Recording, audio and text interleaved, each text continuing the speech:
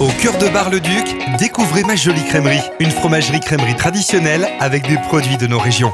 Pour la Saint-Valentin, vos fromagers Johan et Jessica vous proposent une box à déguster avec votre moitié. Informations et réservations au 06 81 64 14 40. Vous êtes un restaurateur, une collectivité ou une association ? Promocash Saint-Dizier vous accompagne au quotidien. L'équipe vous accueille du lundi au samedi à Bettencourt-la-Ferrée pour vos besoins en produits frais, épicerie et matériel professionnel. Services personnalisés, livraison et offres promotionnelles sont disponibles toute l'année. Promocash, grandir ensemble.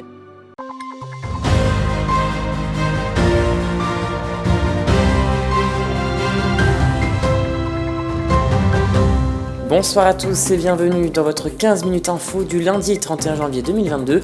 Tout de suite, les titres de cette édition. Le 18e festival de cuivre s'est tenu ce week-end à Ligny-en-Barrois.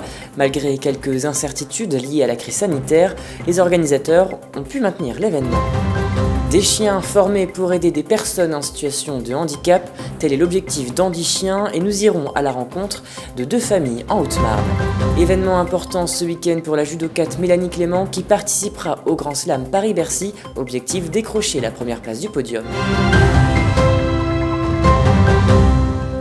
Et voilà pour les titres. Le Festi-Cuivre était de retour pour une 18e édition. Les amateurs de jazz ont pu profiter de 3 concerts et ce durant 3 jours à Bar-le-Duc et à Ligny-en-Barrois. Les grands airs de jazz ont donc retenti dans le sud meusien. C'est d'ailleurs le groupe amateur Bragard Phil Jazz Band qui a clôturé la programmation dans le territoire de Bar-le-Duc. Un reportage de Lina Tran. Le Festi-Cuivre revient pour une 18e édition dans les départements de la Meuse. 3 concerts ont rythmé le week-end dans les villes de Bar-le-Duc et Ligny-en-Barrois. Un retour attendu par les organisateurs après son annulation l'année passée. En 20 ans que ce festival existe, il y a eu des moments où avec le Covid, là, il y a une interruption, mais enfin bon, voilà, 18e édition, c'est pas rien.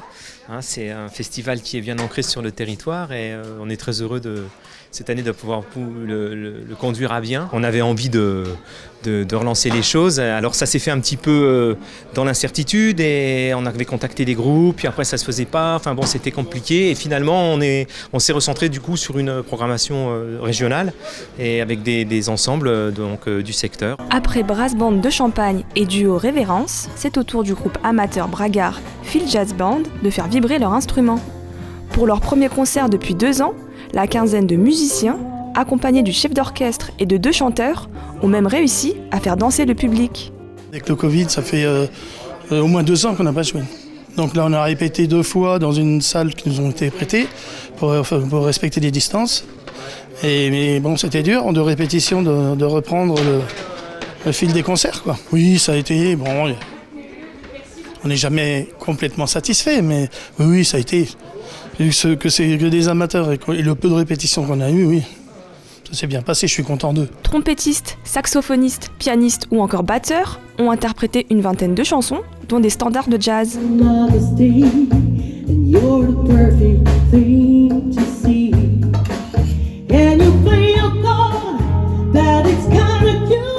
Malgré le contexte sanitaire et le beau temps, le concert a fait salle comble. On est très satisfait, on a fait une très très belle salle à Ligny-en-Barrois. Bon, aujourd'hui c'est comble, on a même failli refuser des gens, j'ai eu un peu peur qu'on y soit contraint, mais heureusement c'est passé. Et puis hier une belle salle aussi pour le duo, c'était tout à fait honorable, un beau public. Ouais. Donc pas de soucis. Les gens sont au rendez-vous et ont envie de réécouter de la musique visiblement et c'est une très très bonne nouvelle pour nous. Pour les mélomanes, le Festi-Cuivre se poursuit ce week-end avec 2 concerts prévus à Gondrecourt-le-Château et à Commercy.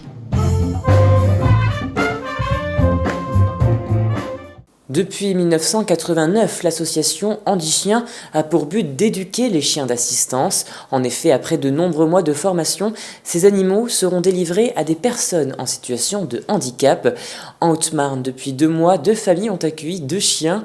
Nous avons rencontré l'une d'entre elles. Regardez ce reportage. Oui, mon chien, c'est bien ça. Depuis le mois de décembre, Floriane accueille Shiva, une toute jeune labrador âgée de 3 mois. Mais Shiva n'est pas un chien comme les autres, c'est un chien d'assistance. Accompagnée par Andy Chien, cette petite bête à 4 pattes est formée dans une famille d'accueil durant 18 mois. J'ai décidé d'être famille d'accueil parce que je travaille dans le milieu du médico-social.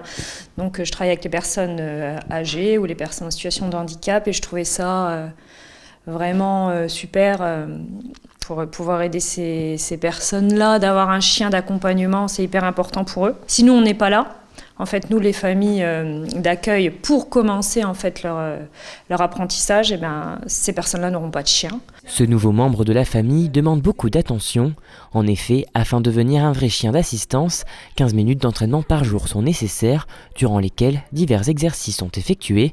Il doit s'habituer aux différentes situations de la vie quotidienne. Effectivement, ça prend quand même du temps, il faut quand même... prendre du temps pour le chien, il fait partie de notre vie quand même après, donc quand on va chez des amis, on demande si on peut l'emmener. En plus ça l'aide dans son apprentissage, comme ça il voit d'autres personnes, d'autres animaux. Cindy Béting, déléguée handi-chien de la Haute-Marne, accompagne les familles dans l'éducation des chiens, entre séances individuelles et collectives, et peut ainsi suivre l'évolution des animaux. Shiva évolue très bien, comme Cybèle, l'autre petite chienne de notre groupe. Elles évoluent bien toutes les deux, elles apprennent vite.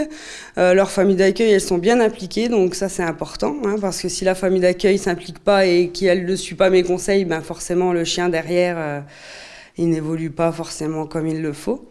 Donc non, on est sur la bonne voie.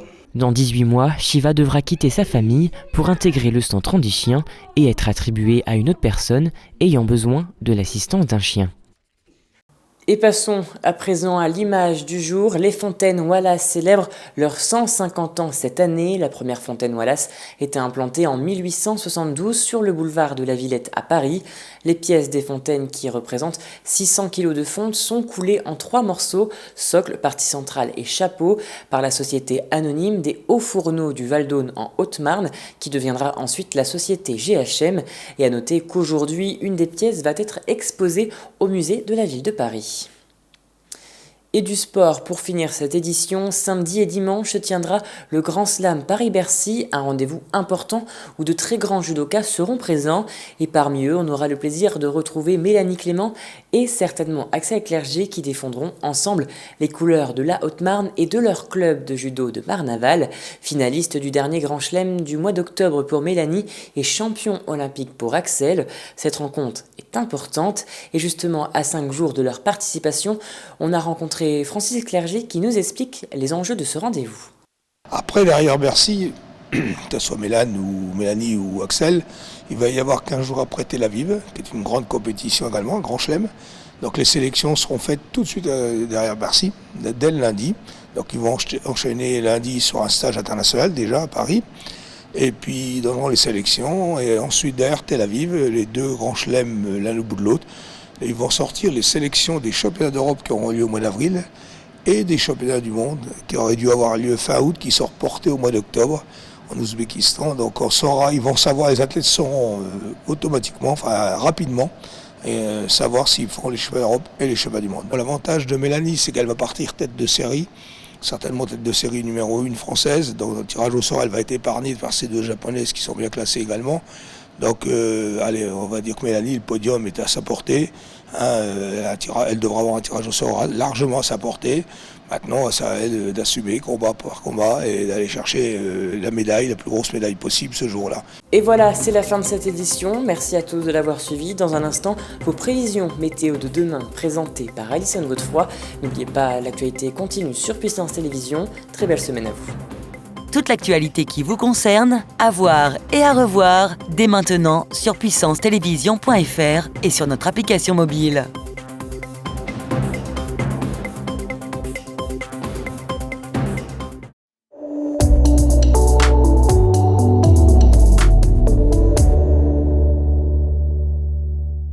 Bonsoir à toutes et à tous. Tout de suite, la carte de France. Au programme, pluie et neige mêlée à Metz et à Lyon, de la pluie à Toulouse, à Bordeaux et à Bourges, quelques éclaircies accompagnées d'averses à Dijon, grand soleil à Nice et à Bastia, partout ailleurs des éclaircies. Pour les températures, comptez 13 degrés de maximale à Nice et à Bastia. Pour les minimales, elles seront de -1 degré à Dijon. Du côté de nos départements, pluie et neige mêlée, excepté à Vitry-le-François. Côté température, comptez moins 2 degrés de minimale. Pour les maximales, elles seront de 6 degrés à Vitry-le-François. Demain mardi 1er février, premier jour du mois, nous fêterons les Hélas. Nous gagnerons 3 minutes, le soleil se couchera à 17h48. L'information continue sur puissancetélévision.fr et sur notre application mobile.